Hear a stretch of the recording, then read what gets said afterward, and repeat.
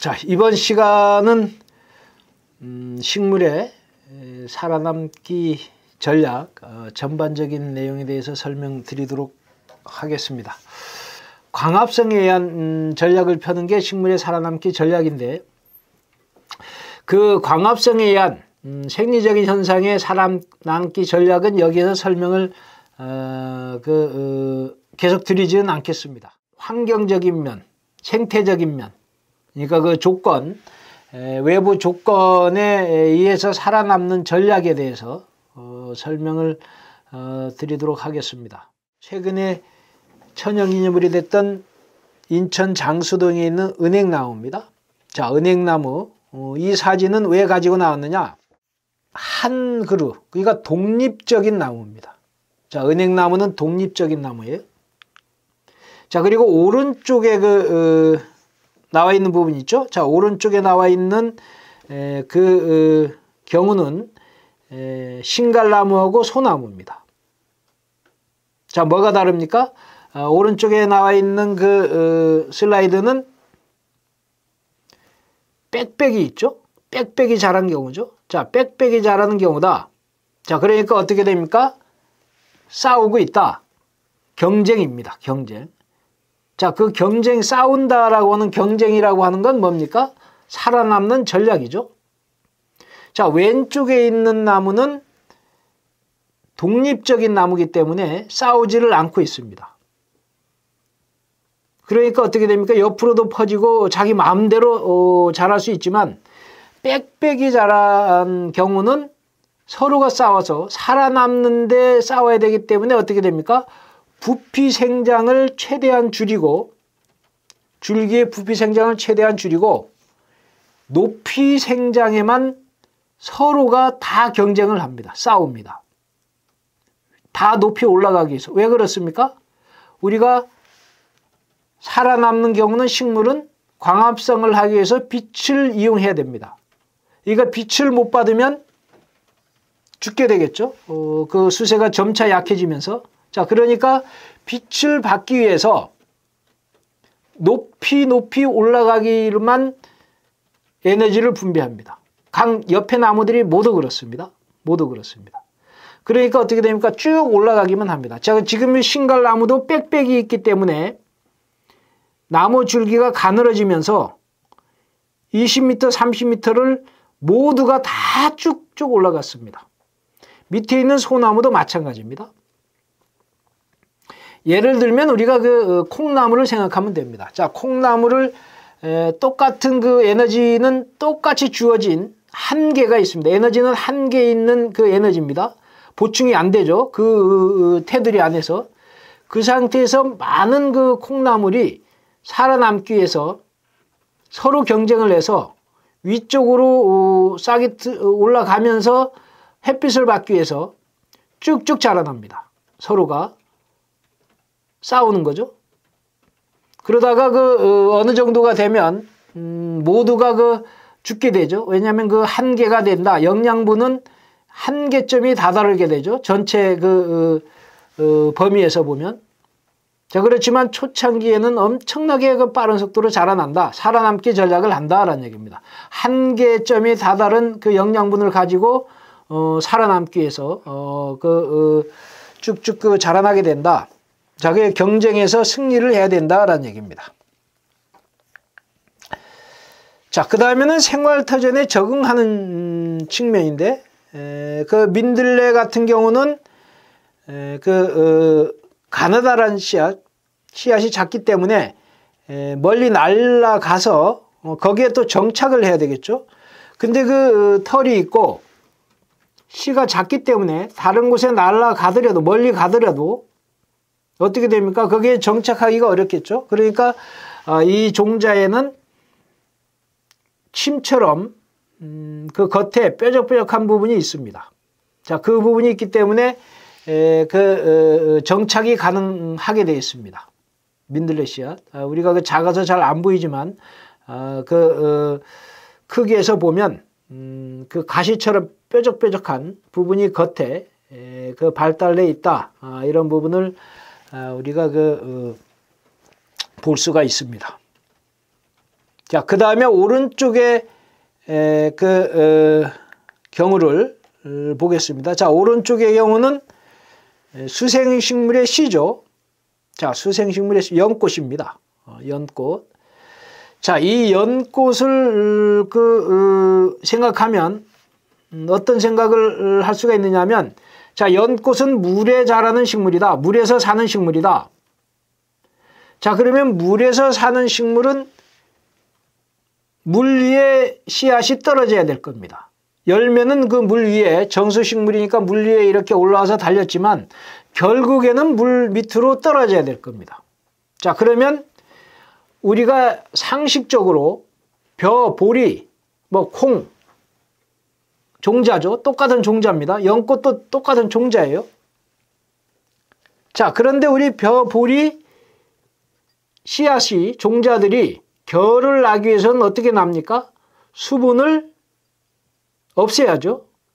수분을 없애야 됩니다. 그러니까 수분이 있으면 그게 온도가 맞아버리면 대사 과정이 일어나 버리기 때문에 싹이 터버릴 수가 있죠. 그러니까 그 모퉁이에서 잠자게 해버리는 거죠. 조건을, 싹 트는 조건을 안 두고 3, 4개월 겨울철을 싹이 트기 위해서 잠자게 하는 거죠. 만약에 수분이 꽉 찬 상태에서 수분이 있고 그리고 온도가 높아져 가면 스스로 싹을 트면서 열을 내면서 썩어버립니다. 썩게 돼요. 자, 그러면 썩게 되면 그 종자가 쓰지 못하는 거죠. 그런데 연꽃은 물에서 살아갑니다. 자, 물에서 살아가는데 물속에 씨앗이 떨어진다? 그러면 썩어야 되겠죠. 이해가 안 되죠. 자, 물에서 있으니까 썩어야 되는데 그러면 다음 세대가 이어지질 않죠. 자, 그래서 물에 살아가는 식물의 종자는 물의 침투를 상당히 어렵게 합니다. 그러니까 딱딱한 껍질로 이루어져 버려요. 그러니까 물의 침투를 쉽게 해버리면 온도가 맞고 그러면 싹이 터버리거나 아니면 썩거나 할 수가 있죠. 자, 그래서 물에 사는 수생식물의 종자는 껍질을 아주 딱딱하게 한다. 그래서 물의 침투를 상당히 어렵게 한다. 그런 조건에서 생존 전략을 폈다. 자, 지금 그림에 보면 싹이 나와 있죠. 싹이 나와 있는데 빨갛게 보이는 부분이 있습니다. 그림에서 보면. 자, 빨갛게 되어 있는 부분은 싹이 나와 있는 부분이죠. 자, 그 부분은 가위로 모두 윗부분을 잘라준 부분입니다. 그러니까 물의 침투를, 지금 이게 물속에 있는 걸 찍은 겁니다. 자, 물의 침투를 도와준 거죠. 그러니까 이게 잘라주지 않으면 물의 침투가 상당히 어렵게 되어 있습니다. 그래서 수분이 없으면 싹이 트지 않겠죠. 그러니까 이게 수분 침투가 쉽게 하기 위해서 윗부분을 다 잘라준 상태로 물속에 넣었을 때의 발아한 상태가 됩니다. 자, 그러니까 수생식물은 물속에서 생존 전략을 펴기 위해서 물의 침투를 어렵게 해서 딱딱하게 그런 종자를 맺어서 살아남는다. 이렇게 이해를 하면 되겠습니다. 왼쪽에 그림, 왼쪽의 그림을 보면 위에가 섬향나무고 밑에가 선인장 종류죠. 자, 위쪽의 섬향나무는 이게 경사도가 바닷가입니다. 완전한 바닷가의 경사도가 한 3, 40%가 되는 경사도입니다. 자, 그 경사도에 바로 바닷물이 있죠. 그러니까 바닷물 위에서 바람이 치고 경사가 3, 40% 되는 경사라 그러면 바람에 의한 그 영향이 어마어마하게 심합니다. 자, 그러니까 이 섬향나무는 어떻게 자랐습니까? 바람을 피하기 위해서 절벽, 3, 40도 기울어진 절벽에 갯바위에 바짝 붙어서 자라고 있습니다. 완전히 납작하게, 위로 자라지 못합니다. 섬향나무는. 그러니까 완전히 바위를 깔아서 바위를 완전히 덮을 만큼 이렇게 해서 자라는 그런 적응을 하게 된다. 자, 밑에 선인장은 물기를 몸속에 저장을 해서 물기를 저장해서 물이 없는 상태에서도 살 수 있도록 물기를 저장한 걸 살아남는 거죠. 그러니까 물의 손실을 방지하기 위해서 잎은 가시로 다 변해버렸죠. 가시로 다 변해버렸습니다. 그러니까 그 물의 손실을 증산작용에 의한 물의 손실을 차단을 하는 거죠. 그러니까 몸속에 있는 물도 많이 담아뒀고 물이 증산작용을 하는 것도 최소화했고 그러니까 사막 같은 그 모래 땅에서도 그 오랫동안 살아남을 수가 있다. 자, 그리고 오른쪽을 보겠습니다. 자, 오른쪽은 바닷가 해변에서 자라는 그 바닷모래에서 자라는 식물이죠. 갯방풍입니다. 자, 갯방풍은 뿌리가 1m 이상 깊게 밑을 향하더라. 자, 왜 그러냐면 바닷가 그 해변, 그러니까 해수욕장 같은 모래에 사는 식물들은 보면 대부분 뿌리가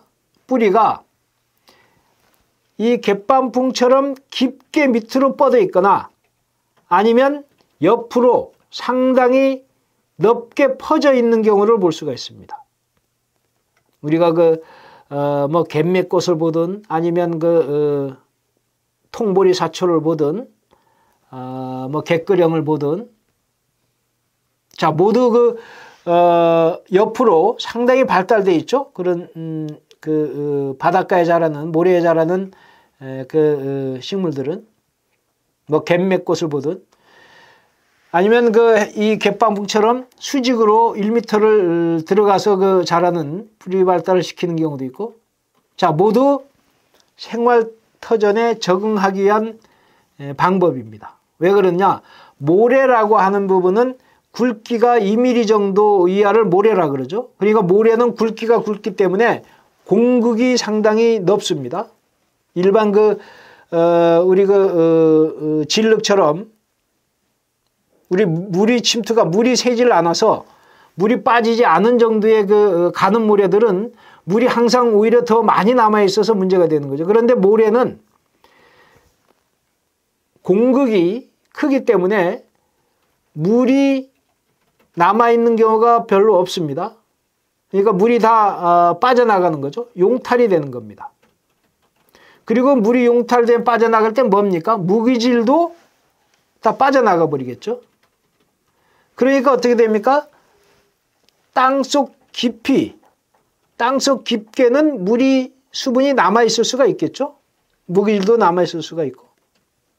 자, 그러니까 해방풍, 우리 갯방풍 같은 경우는 뿌리를 아주 깊게 내려서 무기질이라든지 아니면 물을 이용하게 된다. 그리고 갯맥꽃이라든지 아니면 통보리사트 같은 경우는 옆으로 넓게 퍼져가지고 옆으로 넓게 퍼지면서 넓게 퍼져야 그 중에 어느 곳에서라도 물이라든지 무기 양분을 흡수할 수가 있겠죠. 왜냐하면 이게 해비는 영양분을 용탈을 시켜가지고 빠져나가게 해버리든지 아니면 물이 저장하는 능력이 보수력이 그렇게 높지 않기 때문에 옆으로 길게 뻗거나 아니면 땅속 깊게 뻗어가지고 살아남게 전략을 편다. 이렇게 이해를 하면 되겠습니다. 바닷가와 반대로 이제는 백두산 꼭대기라고 보면 되겠습니다. 자, 백두산 꼭대기는 춥고 그렇죠? 춥기도 하고 바람도 정상부기 때문에 바닷바람처럼 똑같이 바람도 세고 춥기도 하죠. 자, 그러니까 어떤 전략을 펴느냐? 키를 낮게 합니다. 상당히 낮게 해서 뿌리의 발달을 상당히 많이 시키죠. 견뎌야 되고. 그리고 이런 조건에서 사는 식물들은 전부 낮습니다. 작게 해서 무리를 져요. 자, 무리를 지면서 꽃 피는 그 시기를 보면 상당히 짧은 시기에 여러 종류의 꽃이 아주 만발하게 핍니다. 자, 무슨 뜻이냐면 조건이 맞는 시기에 한꺼번에 왕창 꽃피고 그 생을 마칩니다. 자, 그렇게 해서 그 낮게 꽃피고 화려하게 꽃핀 형태를 지금 구름국화 보고 있죠. 키가 그 낮게 있는 상태에서 꽃피고 집단으로 피고, 이때 꼭 이것만 피지도 않습니다. 다른 꽃, 화려한 꽃들도 한꺼번에 군락으로 피게 됩니다. 자, 이런 그 시기에 맞춰서, 그 조건에 맞춰서 생활을 해간다.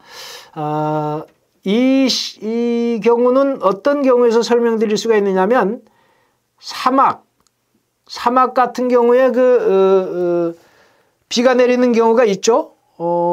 비가 내리는 경우가 있습니다. 그 기간이 상당히 짧습니다. 사막 같은 경우는. 자, 그 사막 같은 곳에 그 식물이 살아가는 방법은 어떤 거냐? 우기철, 아주 짧은 우기철, 한 달이다, 두 달이다. 그 우기철이 되면 바로 우기가 시작되면서 식물이 올라오면서 그 두 달 내에 급속히 자라고 급속히 꽃피고 급속히 열매를 맺습니다.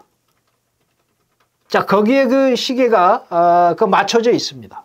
그러니까 일정하게 오랜 시간이 걸리면서 이렇게 차분하게 이거 자라고 영양생식하고 영양 번식하고 그 다음에 생식기관 발달시키고 그 다음에 그 열매를 맺고 이런 과정을 길게 잡는 게 아니고, 그 우기가 언제 될 거다라고 해서 그 기간이 언제라고 하는 거는 그 시기에 그거에 맞는 식물이 거기에 다 정해져 있습니다. 그러니까 아주 짧은 시기에 빨리 자라서 빨리 꽃을 화려하게 폈다가 빨리 지어버립니다. 자, 그렇게 해서 적응이 됐다라는 얘기입니다. 그러니까 그 환경에 맞게 적응이 된다라고 하는 부분이 되겠습니다. 지금 보면 앞서 백두산에서 찍은 것처럼 화려하게 일제히 다 꽃피고 화려하게 꽃피고 집단으로 꽃이 폈다라는 얘기입니다. 자, 집단으로 꽃이 피면 무슨 뜻이냐? 바람의 영향을 그나마 덜 받습니다. 왜냐하면 하나씩 그게 낱개로 피면 바람의 영향에 의해서 생육이 쉽지가 않다. 그러나 집단으로 있으면 바람의 영향을 막아주죠. 바람이라는 거는 바람이 치고 나서 부딪히는 곳이 있으면 다시 돌아오는 바람도 있죠. 그러니까 바람이 그 힘이 약해지죠. 그리고 집단으로 있으면 서로가 의지가 될 수가 있죠. 그래서 살아남는 전략을 이렇게 집단으로 있으면서 바람의 영향을 최소화할 수 있는 그런 조건을 만들기도 한다. 자, 그 다음에는 도움을 주고받는 경우죠. 도움을 주고받는 경우입니다. 자, 새삼, 지금 새삼이 왼쪽에 있는 그림이고, 그 다음에 초종용, 그 다음에 겨우살이가 되어 있죠. 자, 이 경우를 설명드릴 수 있는 그 내용을 보면, 자, 왼쪽에 있는 새삼하고 사철쑥은 우선 잎이 보이지 않더라. 자, 잎이 보이지 않으면 광합성을 하는데 상당히 불리하다. 자, 그러면 다른 식물의 영양분을 이용한다. 그러니까 숙주식물이 있는 거죠. 그러니까 자기가 아닌 다른 식물의 영양분을 이용해서 살아남기 전략을 편다. 완전기생이라는 뜻이죠. 완전기생식물이라는 뜻입니다. 그러니까 자기 스스로 그 영양분을 만들지 못하고 완전기생, 그러니까 숙주식물, 다른 식물에 영양분을 줄 수 있는 그 식물에 완전히 달라붙어서 거기에 의존해서 살아간다라고 하는 뜻이 되고, 그 다음에 겨우살이는 기생식물이죠. 그러나 반기생식물입니다. 반기생식물. 즉, 이 겨우살이 같은 경우는 녹색이 잎에 녹색을 띠죠. 그러니까 광합성이 가능하죠. 광합성도 가능하고, 광합성을 한다는 것은 동화산물을 자기가 만들 수 있다는 거죠. 그 에너지원을 이용할 수 있다는 겁니다. 그리고 숙주식물이 있죠. 이게 참나무, 주로 참나무 종류에 많이 붙죠. 뭐 다른 나무에도 붙긴 하지만 주로 참나무 종류에 많이 달라붙어서 그 참나무에 있는 그 형성층 부분, 그 부분 쪽, 그러니까 관다발이죠. 형성층이 아니고 관다발 쪽, 관다발 쪽하고 그 겨우살이의 관다발 쪽하고 연결을 시켜서 물과 양분을 얻게 되죠. 자, 이런 경우를 우리가 반기생식물, 스스로 광합성에 의해서 영양분을 만들 수도 있고, 남의 그 식물에 영양분을 얻을 수도 있다. 자, 그런데 이 겨우살이는 일반적으로, 우리가 여기 보는 그 겨우살이는 일반적으로 소나무 같은 침엽수에서는 보이지 않습니다. 침엽수에서는. 뭐 안 보일 수는 없지만 그래도 거의 보이지 않는다고 보면 됩니다. 일반 소나무, 침엽수하고 지금 그 참나무하고의 내부 구조가 다릅니다. 뭐가 다르느냐? 관다발의 그 구조가 약간 다릅니다. 자, 침엽수는 관다발에 그 물을 올려보내는 도관 부분이 있습니다. 도관이라 그러죠. 물관. 자, 물관부가 소나무는 가짜 물관입니다. 가짜 물관. 그러니까 가도관이라 그래요. 헛물관이라 그럽니다. 그러니까 일반 그 참나무 같은 데 물관하고는 조금 다릅니다. 그러니까 어떻게 됩니까? 겨우살이는 짱제합식물의 일반 그 가도관이 아니죠. 정상적인 물관을 가지고 있는 거죠. 참나무도 마찬가지입니다. 그런데 그 겨우살이가 침엽수에 있는 가도관, 헛물관 가지고 있는 거고 연결을 시키려면 약간 다르죠. 자기의 그 가지고 있는 관다발 조직하고 약간 다르기 때문에 일반 그 침엽수에 붙기는 약간 그 어려움이 있다. 이렇게 이해를 하면 좋겠습니다. 방어물질, 쥐백 같은 거를 내면서 살아남기 전략을 하는 경우죠. 자기 방어물질이죠. 방어물질입니다. 뭐 흰쥐백, 박주가리 같은 거는 흰쥐백이 나오죠. 그 다음에 피나물 같은 경우는 붉은빛이 나오고, 뭐 애기똥풀 같은 경우는 노란빛이 나오고, 자, 붉은 대극 같은 경우를 잘라서 보면 이렇게 노랗게 노란 쥐백이 나오죠. 그리고 소나무 같은 경우는 보면 우리 송진 쥐백이 많이 나오죠. 자, 모두 방어물질이다. 이렇게 이해를 하면 되겠습니다.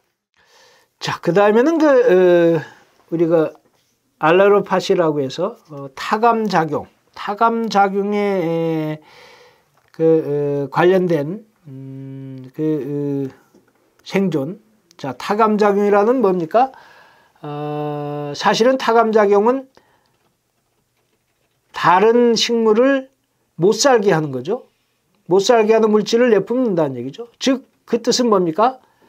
자기 방어물질이죠. 본인이 살아남기 위한 방어물질을 분비를 하더라. 그러니까 자기가 살아남기 위한 방어물질을 분비하는 건 다른 식물을 못 살게 하는 경우다. 그러니까 그거를 타감작용이라 그럽니다. 타감작용이라 그럽니다. 그러니까 주변의 식물의 성장이나 발화를 억제한다. 뭐 예를 들어 가지고 소나무 씨앗이 엄청나게 떨어졌다. 자, 그러면 우리가 씨앗이라고 하는 거는 엄청나게 떨어진 게 다 발화가 되면, 싹이 터버리면 그 어미 소나무도 죽고 그 어린 소나무도 다 죽어요. 생태계가. 자, 그러니까 소나무는 어떻게 됩니까? 씨앗을 떨어뜨리면 스스로 그 발화를 못하게 물질을 분비를 하게 되죠. 물질을 분비를 합니다. 자, 그래서 싹이 트지 않게 하는 거죠. 싹이 트지 않게 합니다. 자, 이 경우도 타감 물질의 분비라고 보면 되겠습니다. 자, 그리고 일반적으로 여기도 그 소나무 얘도 설명을 했죠. 그리고 뭐 개망초 같은 종류, 개망초 같은 경우도 뿌리에서 다른 식물의 생장을 억제하는 물질을 내보내기도 한다. 자, 그 흑호도 같은 종류는 그 잡초가 여러 주변에 다른 식물이 자라지 못하도록 그 물질을 뿜는다. 자, 유칼리나무, 호주 지방이 많은 크게 자라는 나무죠. 뭐 발화나 발근을 제어하는 물질을 만들어서 뿌리가 자라지 않도록 한다. 그리고 가시박, 지금 우리나라에서는 생태계 교란 식물로 지정이 됐죠. 자, 주변 식물이 성장을 못하도록 하는 그 물질을 뿜어내기도 한다. 뭐 이런 경우를 우리가 이런 물질을 알레로카미칼이라고 해서 타감 물질이라 그럽니다. 타감 물질. 자, 그리고 뭐 가을에 단풍 현상도 타감 작용 연구의 한 부분으로 지금 얘기를 하고 있기도 합니다. 자, 우리가 여기에서 흔히 타감 물질이라고 하는 용어는 알레로카미칼이라고 하는 용어는 일반적인 식물학의 용어입니다. 그러니까 식물이 자기 방화를 위해서 내뿜는 그 물질을 일반적으로 타감 물질, 알레로카미칼, 그 작용을 타감 작용이라고 하는데,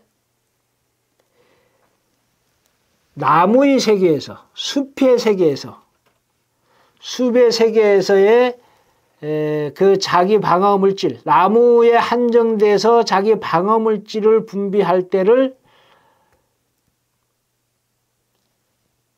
소련, 러시아의 학자가 그 논문에 발표를 한 그 용어를 보면 뭘로 발표를 했느냐? 그거를 피토라 그러죠. 접두어, 식물이란 뜻이죠. 그리고 뭐 시드, 키드라고 있기도 하고 CID니까 죽이다라는 뜻이죠. 그래서 뭐라 했습니까? 피톤 치드라는 용어로 논문을 발표합니다. 그러니까 나무에 관련돼서 자기 방어 물질을 분비하는 물질, 그 물질을 우리가 피톤치드라고 해서 용어로 따로 쓰기도 합니다. 그러나 식물학 전체에 관련돼서 특이한 자기 방어 물질을 분비하는 경우는 타감작용이라고 해서 알레로케미컬, 그 물질을 타감물질, 알레로케미컬이라 그런다. 이렇게 참고적으로 구분해서 알아두는 것도 좋겠습니다. 모두 다 자기 자신을 방어하기 위한 물질이다. 이렇게 보면 됩니다. 관찰하다 보면 생육 구조 변화 쪽을 한번 관찰할 경우가 있는데, 자, 왼쪽에 있는 칡의 잎의 모양입니다. 자, 모양을 잘 보세요. 자, 콩과 식물이기 때문에 세 개의 작은 잎이 하나의 커다란 잎을 달고 있죠. 물론 그 하나의 작은 잎들도 칡은 크게 그 잎이 달리지만, 자, 모양을 보세요. 자, 칡의 모양, 잎의 모양입니다. 분명히 결각이 되어 있죠. 결각이 오목오목 결각이 되어 있습니다. 자, 그런데 오른쪽 잎을 보겠습니다. 오른쪽에 위의 잎입니다. 밑에는 호박잎의 그 잎이고, 자, 위의 잎을 보면 그것도 똑같은 칡입니다.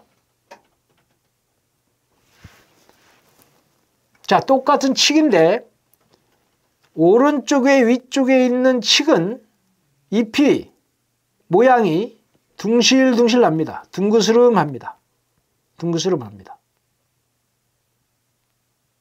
자, 그리고 또 하나 차이점은 뭐냐면 왼쪽에 있는 칡은 펼쳐져 있습니다. 옆으로 완전히 펼쳐져 있죠. 결각이 있으면서 완전히 옆으로 펼쳐져 있습니다. 그런데 오른쪽의 칡의 잎은 위로 솟아 있습니다. 거의 수직처럼 위로 솟아 있습니다. 자, 왜 그러느냐? 자, 왼쪽의 잎은 나무 그늘이거나 어린 잎일 때의 경우입니다. 자, 나무 그늘이거나 어린 잎일 때의 경우는 햇빛을 받기 위한 조건을 만들기 위해서 잎이 크고 그리고 조금이라도 옆으로 뻗어나가서 그 햇빛을 받기 위해서 결각을 만듭니다. 그러니까 햇빛 받는 그 면적을 상당히 넓혀보려고 잎도 커지지만 큰 거에 대해서 또 옆으로 또 삐쳐나가서 만들기 위해서 결각이 생깁니다. 그리고 세워서는 안 되겠죠. 넓게 퍼지게 이렇게 자란다. 그러니까 나무 그늘 아니면 어린 잎일 때 경우가 이런 형태로 자라게 된다. 그런데 아주 그 햇빛이 강한 노지에 있을 경우는 빛이 워낙 충분히 받기 때문에 굳이 잎이 크면서 아니면 옆에 귀를 내면서까지 안 해도 어린 잎일 때는 귀를 낼 수 있습니다. 더 받아야 되니까. 그러나 성엽이 되면 이렇게 귀를 낼 필요도 없고, 그리고 너무 강한 오후쯤 돼가면 잎을 펴면은 손해죠. 햇빛이 너무 강하니까 수분도 많이 뺏기게 되고 하니까 어떻게 됩니까? 햇빛을 피해가기 위해서 약간 경사지게 위로 솟구칩니다. 위로 솟구쳐요. 햇빛을 피하는 방법이죠. 자, 그 방법은 그 밑에 호박잎에서도 알 수가 있죠. 자, 호박잎은 잎이 상당히 큽니다. 크게 돼서 오전까지도 넓게 펴져 있다가 강한 햇빛이 비치면, 이게 여름에 자라는 거죠. 호박잎이. 강한 빛이 비치면 어떻게 됩니까? 수분이 엄청나게 빠져나가겠죠. 그러면서 그 기공을 막고, 빠져나가면 기공을 막겠죠. 스스로. 공기구멍을 스스로 막아가는데 그것도 모자라면 축 처져 버립니다. 자, 축 처지는 건 그 수분이 상당히 모자란 상태가 되면서 자기 방어 능력도 있죠. 왜냐하면 햇빛을 수평으로 계속해서 받는 것보다는 축 처져 버려 가지고 축 처진 상태에서 있는 게 더 유리하겠다. 이렇게 변할 수도 있습니다. 자, 그 다음에는 이 옆으로 퍼진 꽃 중에서는 가장 큰 꽃을 나타내는 라플라시아죠. 자, 이 식물은 꽃이 화려하게 한 1m 이상 꽃이 넓게 피고 나면 그 기간이 상당히 짧아요. 한 일주일 정도가 됩니다.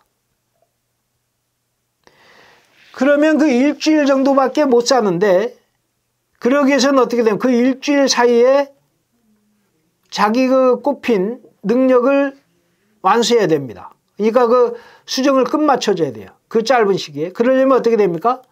빨리 곤충이나 여긴 파리를 불렀죠? 빨리 불러야 됩니다. 수분을 꽃가루 바디를 돕기 위해서. 그러면 어떻게 됩니까? 이 식물은 냄새가 엄청나게 역겨운 냄새를 풍깁니다. 꽃에서. 아주 역겨운 냄새를 엄청나게 풍겨요. 그러면서 뭡니까? 곤충을 불러들이는 겁니다. 파리 같은 거를. 빨리 와서 자기 수정을 시키도록 해달라. 도와달라는 얘기죠. 그렇게 해서 냄새를, 역겨운 냄새를 풍기면서 살아남는 전략을 펴기도 한다. 왼쪽에 있는 건 꽃이 안 펴 있는 상태의 모양입니다. 자, 그 다음에는 벌레를 잡는 형태죠. 자, 벌레를 잡는 형태입니다. 자, 이 벌레를 아주 자그마한 곤충을 잡아서 이용하는 그런 식물도 있다. 자, 그런 식물을 우리가 벌레 먹이 식물 아니면 벌레 잡이 식물, 한자로는 식충식물이라 그러죠. 식충식물이라 그럽니다. 가장 이 지금 끈끈이 주걱 같은 종류는 잘 보질 못해요. 끈끈이 귀개나 끈끈이 주걱 같은 잘 보지 못하는데, 주변에 물도랑 같은 데서 볼 수 있는, 주변에서 볼 수 있는 것 중에 조금 쉬운 부분은 어떤 부분이냐면 통발 같은 종류가 있습니다. 통발. 자, 통발 같은 종류도 곤충을 잡죠. 그 통발은 포충망, 통발, 우리 바닷가에 통발 넣는 거. 그러니까 한번 고기가 들어가면 들어갈 때는 들어갈 수 있지만 나올 때는 못 나오게 만든 그 그물 구조가 통발이죠. 그것처럼 항아리처럼 돼 있는데 벌레가 들어가면 그 위에는 나오지는 못하죠. 옆에 입구에 털이 있어가지고 들어갈 때는 들어가는데 나오지는 못한다. 자, 그렇게 해서 벌레를 잡아먹는 식충식물도 있는데 이 끈끈이 물질을 내뿜어서 끈끈이 물질에 닿으면 움직이지 못하게 되겠죠. 자, 그렇게 해서 벌레를 잡아서 이용하는 식물도 있다. 이 벌레를 잡아 이용하는 식물은 주로 질소 성분 같은 그런 종류를 곤충이나 이런 데서 얻기 위해서 이게 잡는다, 이렇게 이해를 하는 편이 좋겠습니다. 왜냐하면 질소가 부족한 곳에서 살아가는 식물들이 주로 이런 그곳에 살아가는 것들이 이런 식충식물이 많다라고 보면 그런 뜻으로 이해를 하면 되겠습니다. 자, 그 다음에는 다양한 방법, 여기 가장 밑에 나와 있는 무릇은 우리 비늘줄기, 땅속 기관에서 살아가는 방법이고, 그 위에는 보면, 위에는 복분자 딸기입니다. 자, 복분자 딸기는 여러분 관찰을 해보면 그 덩굴성은 아니지만 끝부분의 줄기가 휘어집니다. 이렇게 늘어져요. 자, 그 늘어지는 건 왜 그러느냐 하면 그 끝부분, 가장 가지의 끝부분이 땅의 지표면에 닿으면 싹을 냅니다. 뿌리를 내려요. 뿌리를 내리고 땅에 박히고 싹을 냅니다. 우리가 흔히 일반 물가에 자란, 물에 자라는 도루박이처럼 도로 박아서 싹이 나오는 것처럼 이 영양번식이죠. 그러니까 복분자 같은 종류는 지금 이 사진에서 보는 것처럼 뿌리가 보이는 부분은 줄기의 끝입니다. 줄기의 끝이 땅 속에 닿아서 뿌리를 내는 것을 제가 살짝 들어 놓은 겁니다. 그래서 사진 찍은 거예요. 그러니까 뿌리가 있는 부분이 밑에 부분이 아니고 줄기의 끝부분입니다. 지상부의 줄기의 끝부분이 휘늘어져 가지고 밑으로 박혀서 뿌리가 내린 부분입니다. 자, 그 다음에 참날이 아까 설명드렸던 것처럼 구슬눈으로 싹을 틔워서 살아남기 전략을 펴는 경우도 있다. 자, 그 다음에는 이게 뭉치로 떨어뜨리면서 퍼뜨리는 종류. 이렇게 전체가 전체가 많이 있으면 그거를 터져서 떨어뜨릴 때 뭉치로 떨어뜨리면 그 중에 일부는 살아남습니다. 다른 곤충이, 동물이 가져가더라도 살아남을 수가 있다. 그렇게 해서 살아남는 전략을 펴기도 하고, 박주가리처럼 우리 민들레처럼 털을 가지고 멀리 날아가게끔 하는 경우, 이렇게 초보는 이렇게 멀리 날아가게끔 하는 경우가 이런 식이 될 수가 있는데, 목보는 쉽지가 않죠. 목보는 열매도 크고 무겁고 해서 뚝뚝 떨어져서 그 범위가, 한계 범위가 목보는 상당히 좁습니다. 그러니까 목보는 번식 경우가 초본보다는 약하죠. 모든 게. 종자를 퍼뜨리는 범위가 대체적으로 목본 종자는 무게가 있고 크기 때문에 그 한계가 있다. 퍼지는 한계. 그래서 숫자가 많지는 않습니다. 그러니까 초보는 퍼뜨리는 씨앗도 작고 퍼뜨리는 경우도 멀리 나갈 수가 있기 때문에 상당히 개체수가 많을 수가 있죠. 그런 특징이 있습니다. 자, 그래서 되는데 목본 같은 경우에 조금 더 퍼뜨릴 수 있는 방법은 날개 같은 게 있을 경우, 그러니까 시과, 그냥 날개 열매, 우리 그 단풍나무처럼 날개 열매일 경우는 떨어뜨린 내려오면서 그게 그 프로펠러처럼 돌면서 조금은 멀리 갈 수도 있게 발달을 시켜 놓기도 했죠.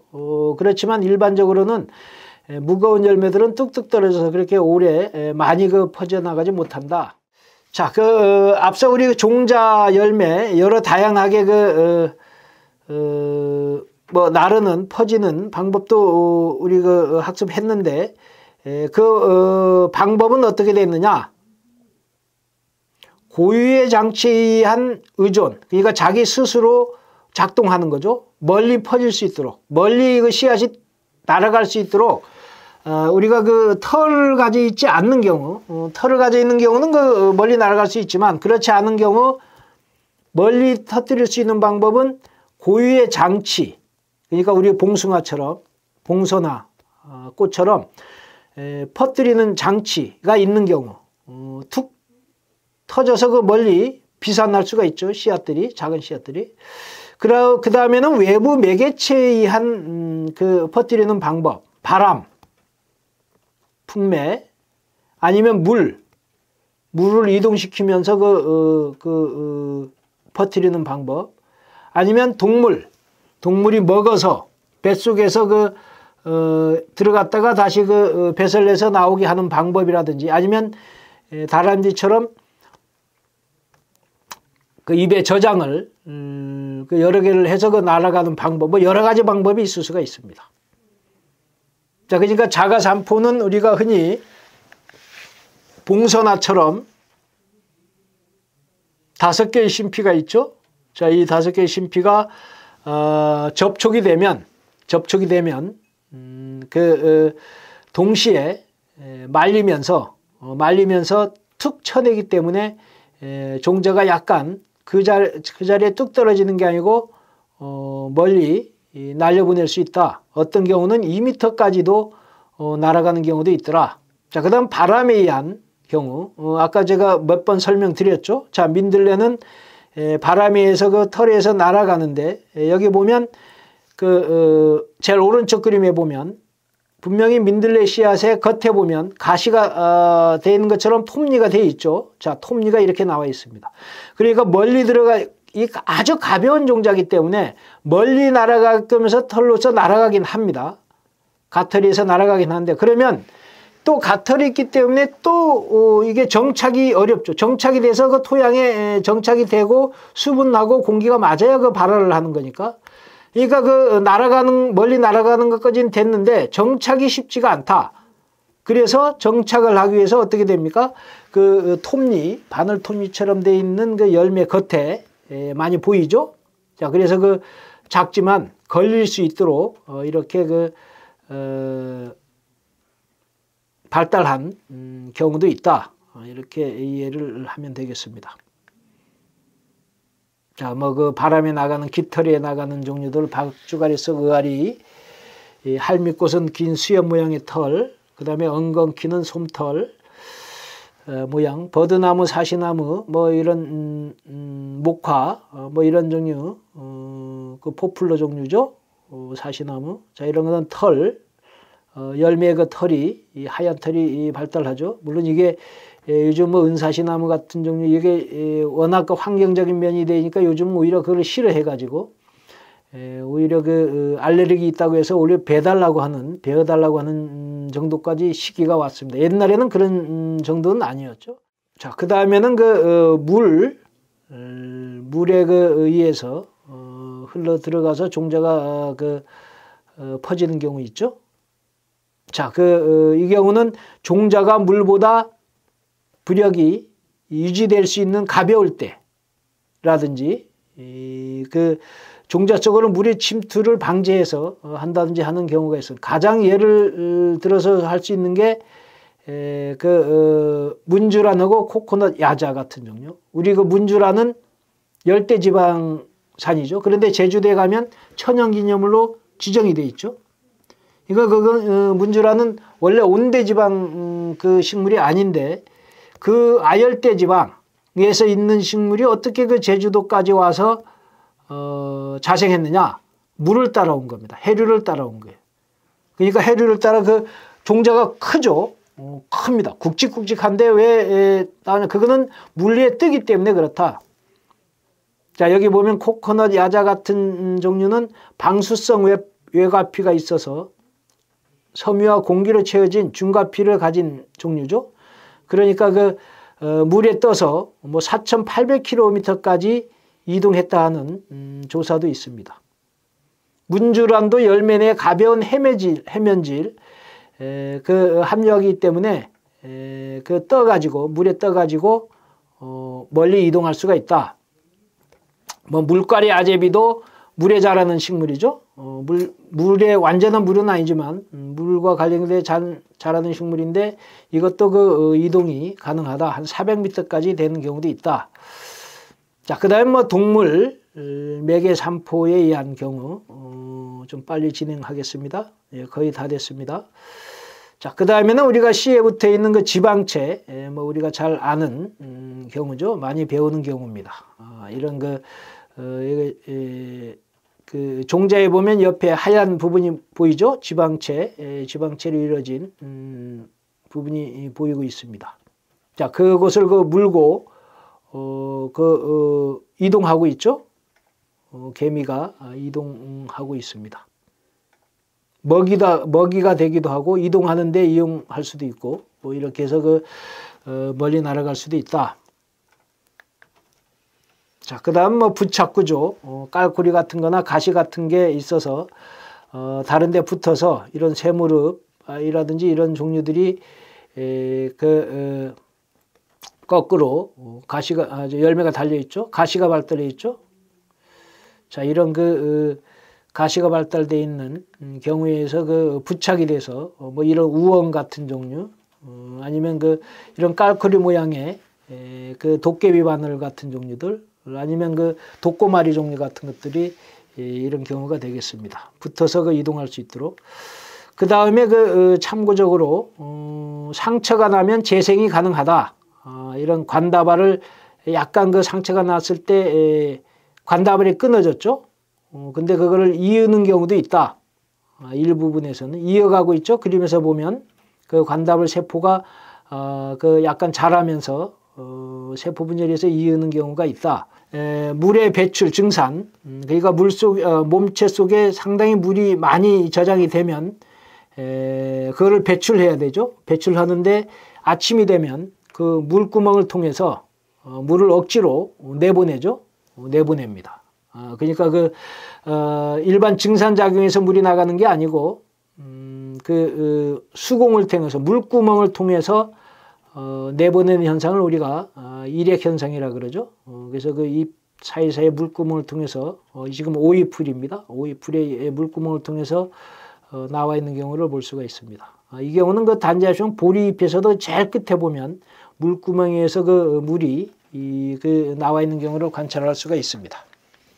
지금은 이론 시간을 학습을 했고 야외에서 실제 관찰하는 시간이 있는데 지금 관찰할 수 있는 식물들 우리가 이른 봄입니다. 자, 이른 봄이라고 하면 제가 생존 전략을 설명드릴 때 이미 드렸습니다. 바람꽃 종류라든지 이른 봄에 꽃 피는 식물들은 화려하다. 그리고 크게 보이더라. 그리고 땅에 높이 자라지 않고 좀 낮게 자라는 식물들이더라. 뭐 솜나물도 그렇고 화려하죠.